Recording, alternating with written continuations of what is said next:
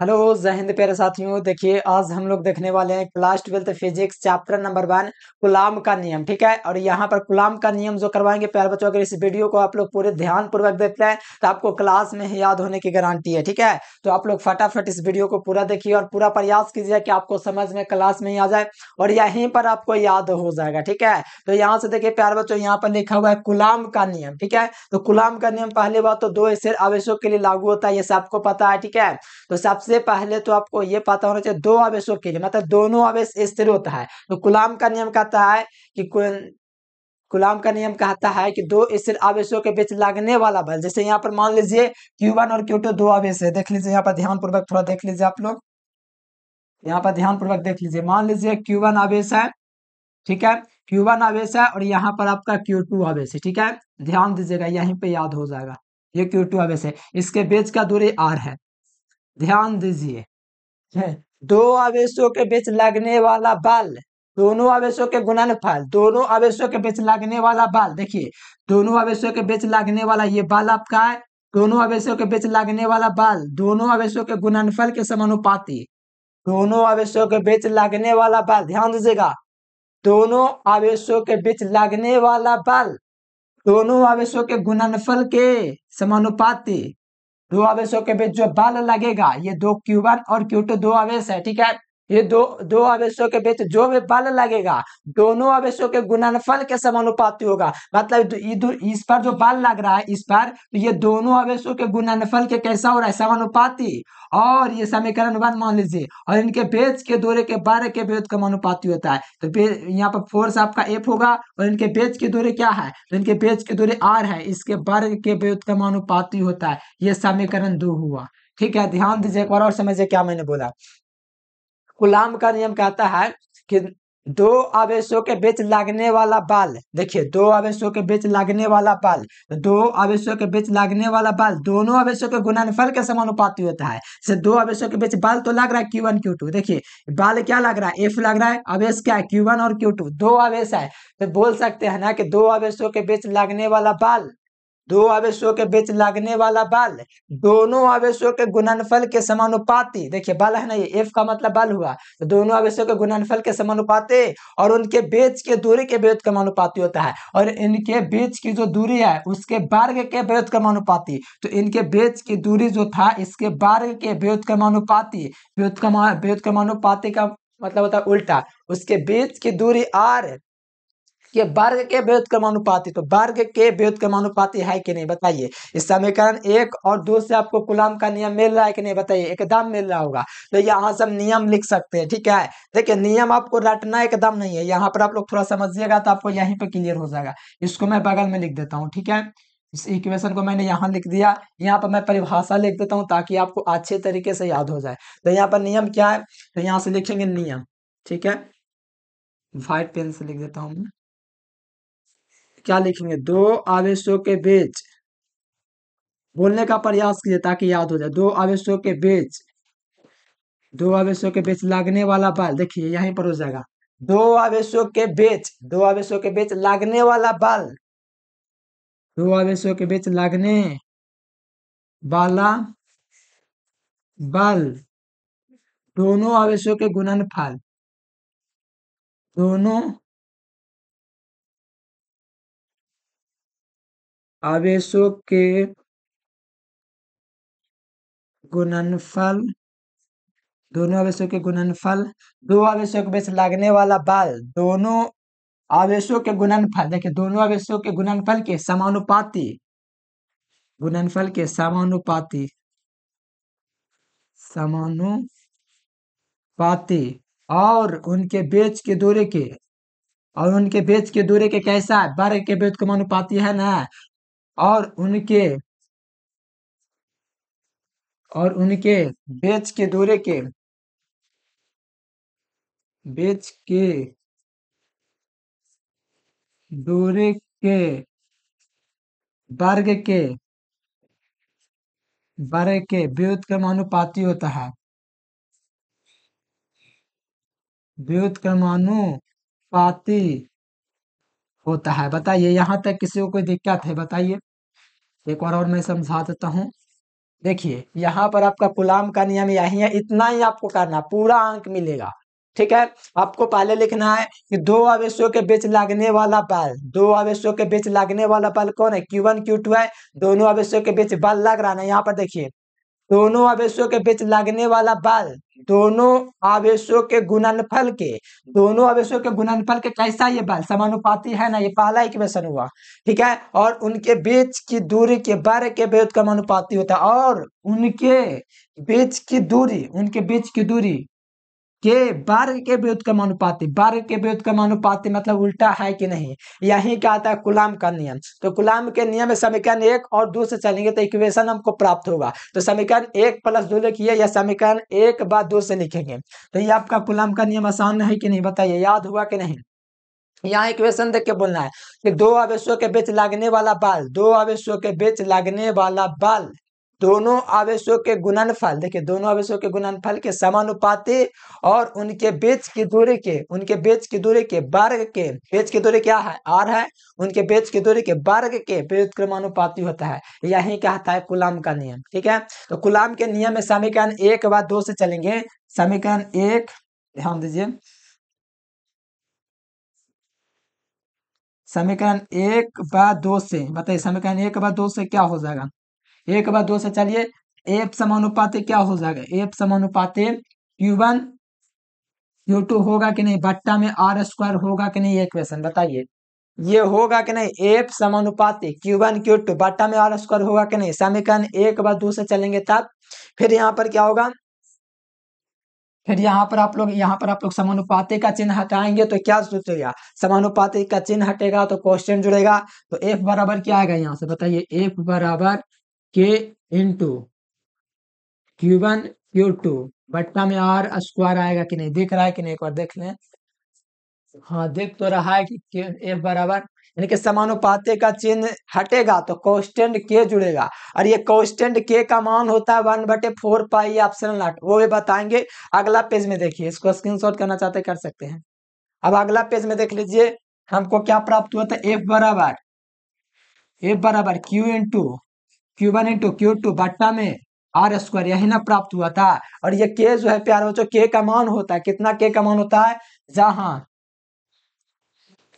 जहां के बराबर क्या होता है, बताइए, जहां के बराबर क्या होता है, तो के बराबर 1/4 पाई एप्सिलॉन नॉट होता है, और इसका भी मान होता है कितना होता है, 9 × 10⁹ न्यूटन मीटर स्क्वायर बटे कूलाम स्क्वायर होता है। ठीक है, यही ना होता है।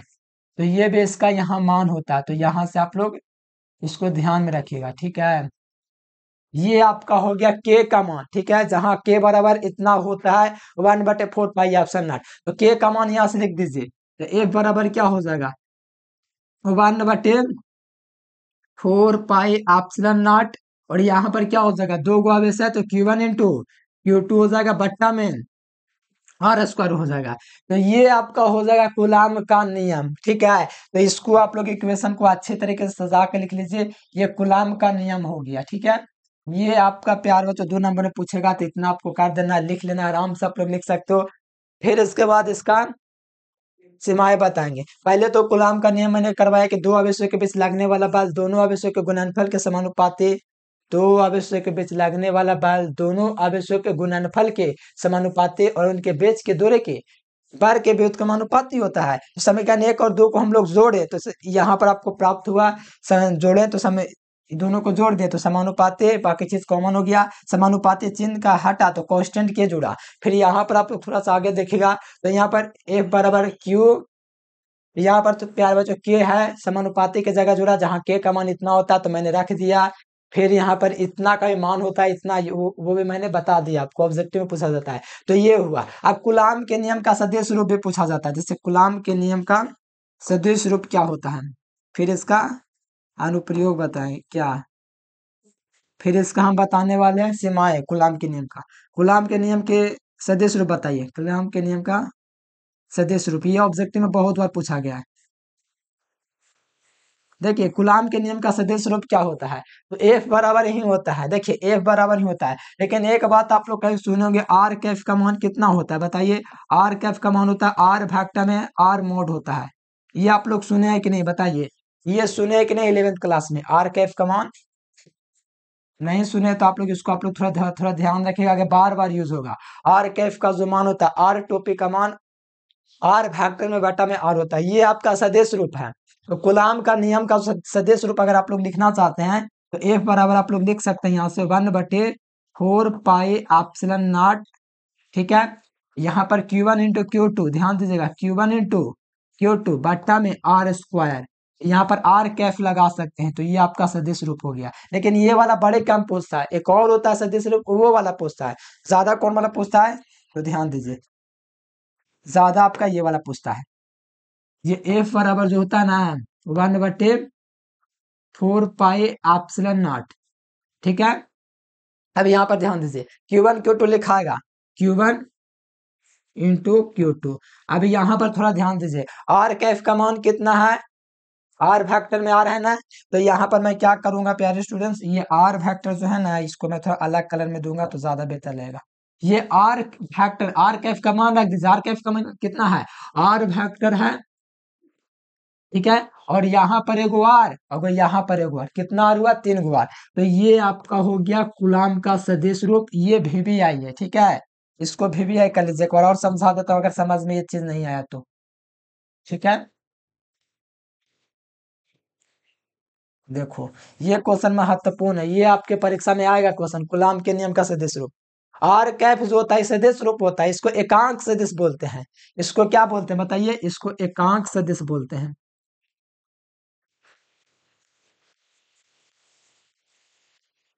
ये 11th क्लास में ये जो चीज है ये क्या है, एकांक सदिश है, जिसका मान होता है आर कैफ बटा में आर फैक्टर बटा में आर। तो इसको सदिश रूप में लिखना है तो बस कुछ नहीं करना, कूलाम के नियम में आर कैफ लगा देना है। अगर आर कैफ आपको नहीं दे रहा, फैक्टर के फॉर्म में दे रहा है, तो आपको क्या देगा, आर फैक्टर देगा, आर फैक्टर देगा।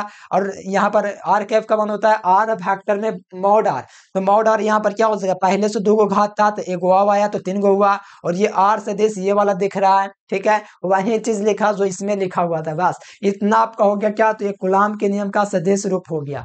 कोई दिक्कत है नहीं, एकदम नहीं होना चाहिए, इतना चीज करना है। ये कूलाम के नियम का सदिश रूप हो गया, ठीक है। देख लीजिए, तो ये कूलाम का नियम हो गया। अब कूलाम के नियम के क्या बच रहा है, सीमाएं, ठीक है। हम्म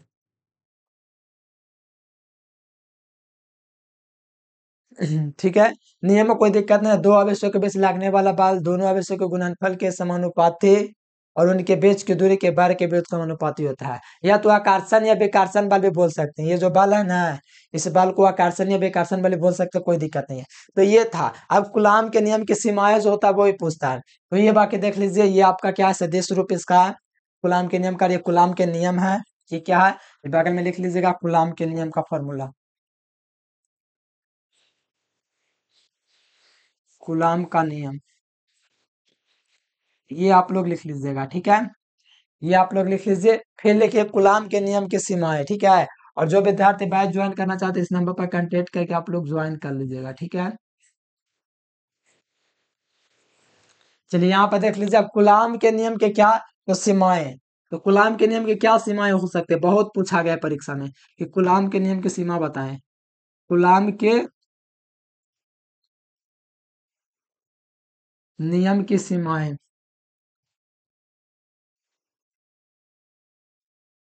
क्या सीमाएं बताइए, कूलाम के नियम की क्या सीमाएं, बहुत आसान चीज है। कूलाम के नियम की आपको सीमाएं सिर्फ बताना है। देखिए पहले बात तो कूलाम का नियम जो होता है प्यारे स्टूडेंट्स हर कोई जानता होगा, क्या होता है बताइए। कूलाम का नियम जो होता है दो स्थिर आवेशों के लिए लागू होता है। जैसे कि कूलाम के नियम को आप लोग देखिएगा यहाँ से, तो यहाँ पर आप लोग देख लीजिए, ये Q1 है, ये आपका Q2 है, ठीक है। बीच की दूरी R है। तो ये पहले बात तो कूलाम का नियम दो स्थिर आवेशों के लिए लागू होता है। पहला क्या हो गया, पहले से हम मान कि कूलाम का नियम स्थिर आवेशों के लिए लागू होता है, क्या होता है, पहला में लिखेंगे कूलाम के नियम के निम्नलिखित सीमा होता है, पहला में क्या लिखेंगे, ये जो होता है यह स्थिर आवेशों के लिए लागू होता है। पहला नियम ही ना लिखेंगे, पहला यही ना है कूलाम के नियम की सीमा, यह स्थिर आवेशों के लिए लागू होता है। ये दोनों स्थिर आवेश है, ठीक है। यह स्थिर आवेशों के लिए लागू होता है।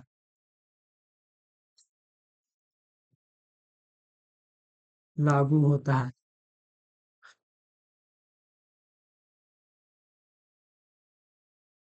यह स्थिर आवेशों के लिए लागू होता है, पहला हुआ। और दूसरा क्या होगा, यह दो बिंदु आवेशों के लिए लागू होता है। दूसरा क्या होता है, कूलाम के नियम की पहला नियम है कि यह स्थिर आवेशों के लिए लागू होता है।